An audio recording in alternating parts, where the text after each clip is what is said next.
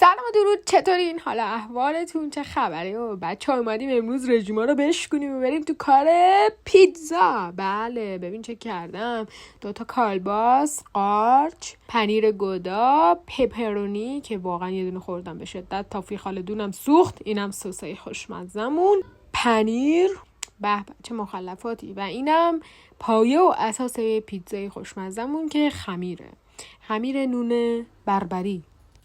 خب همینطور که میبینید مواد و مخلفات رو همه رو ریز و رنده و خورد و خمیر و اینا کردیم و به این ترتیب قرار مخلفات رو بچینیم. اینم 3 لایه خمیر که ببینیم چه کردیم. ببین پهن کردنش خدا میخواد ها.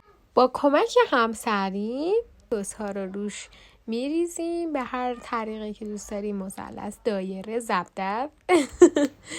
بعد با هم دیگه میکس میکنیم، هم میزنیم که به این شکل در بیاد. یه شکل، خب راستش بخوای شکلشو نمیتونم بهتون بگم، خودتون تصور کنید. پایه و اساس یک پیتزای خیلی خوشمزه بر این اساس پیش میره. اول کالباسه رنده شدهمونو میریزیم داخلش، به همین صورت که میبینیم پهن میکنیم.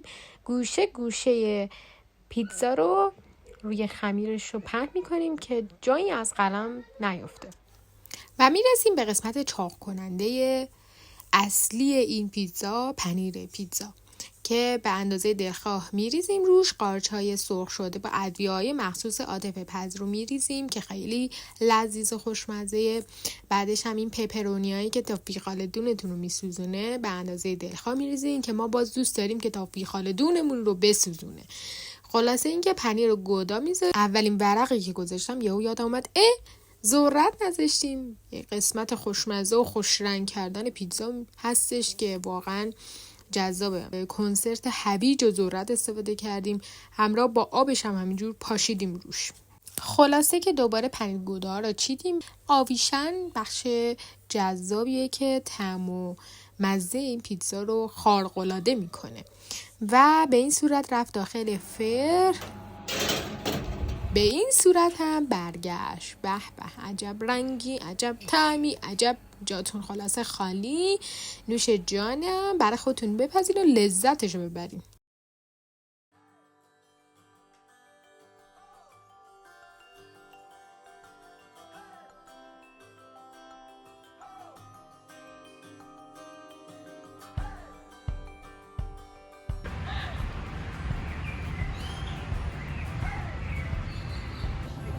سلام بچه ها، چطورین؟ خوبین؟ امروز اومدم ورزش کنم، البته که زیاد تیپم مناسب نیست ولی بیشتر اومدم هواخوری. یکم ویوی اینوری رو نگاه کنید، خیلی باحاله.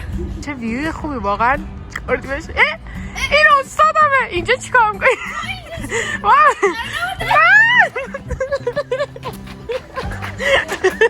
بچه ها استاده به زور بار کشید که درس بخونیم. بله الان قراره درس بخونیم. آره شوخی کردم، نیومدم ورزش کنم، با هم قرار گذاشتیم که بیایم کلی درس بخونیم با یه مکان جدید. قراره کلی حال کنیم تو ویدیو جدید. ببین چه حالی میده. هم ورزش هم درس. آره ما اینجوریاییم. ما اینجوری. بوس بکلم. بچه صندلی که انتخاب کردیم یه ویو برو. میتونیم بازی کرد. آره. در حین درس خوندن میشه باش بازی کرد اینجوری. خدا. خب بچه از زمین اینجا خیلی خوشم اومد. احتمال داره که من هر روز باشم بیام پارک ملت اینجا بدم. خیلی باحاله اینجا، بانوانه. چون خیلی وقت بود نیومده بودم اینجا، بعد خیلی عوض شده راستش. یه زمین گنده دادن که اینجا بتونیم بدم. حالا احتمال داره من اینجا یه روز زمین بیام. خیلی باحاله.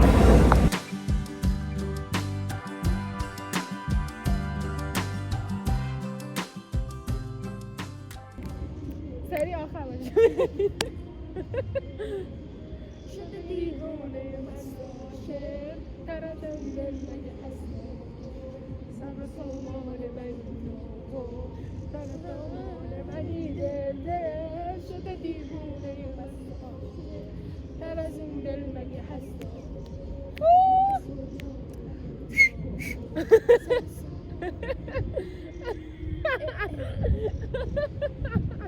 خب درس دادم.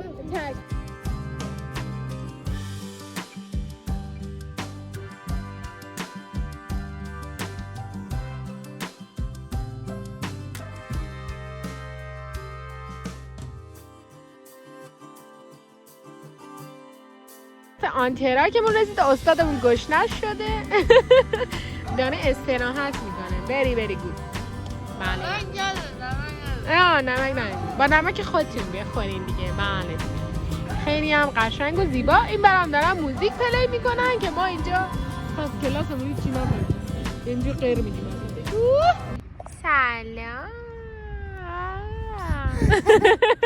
پیشونشلو یا فقط میتونم ناز کنم پشتم نرو.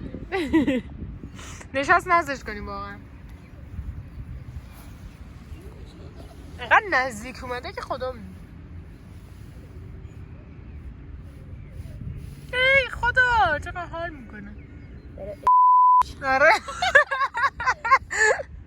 خب بچه کلاس ما تموم شد و خیلی هم خوب بود. یه جای جدید، یه مکان جدید. تیچرم خسته گریان از دست من. جان چی شده؟ هیچی دارم خدافزی میکنم. میگم تیچرم رو نمودم قشنگ پارش کردیم. یه چیزایی تو همین آره. ولی من صبرم زیاده. قربونت جات اینجاست. قربونت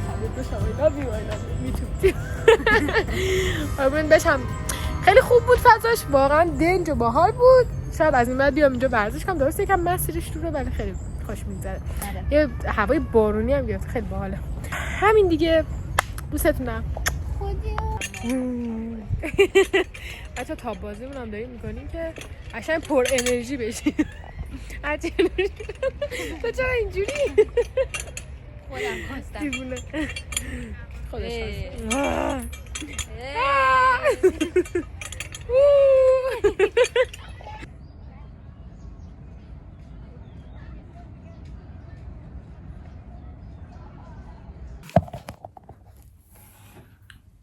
بالاخره وایسه.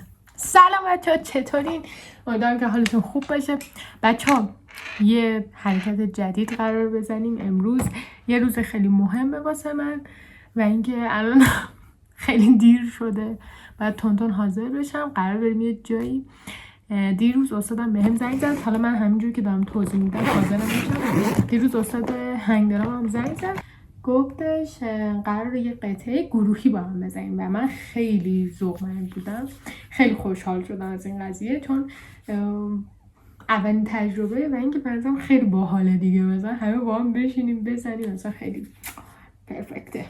بعد خلاصه الان حاضر شدیم که البته امروز فقط تمرین قرار بکنیم که بعد هفته آیندهش بزنیم. من خیلی خوشحالم از این قضیه. بعد خیلی هیجان دارم، خیلی باحاله دیگه. حالا فقط امروز بریم. قرار بود ساعت 11 اونجا باشم ولی الان ساعت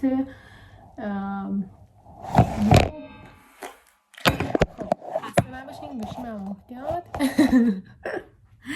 الان ساعت 11 و امیدوارم کلاس دیر تشکیل بشه. انشالله همه دیر برسن که ما هم به موقع برسیم. حالا نگاه کن من با این قیافه. بریم حاضر شیم میام پیشتون.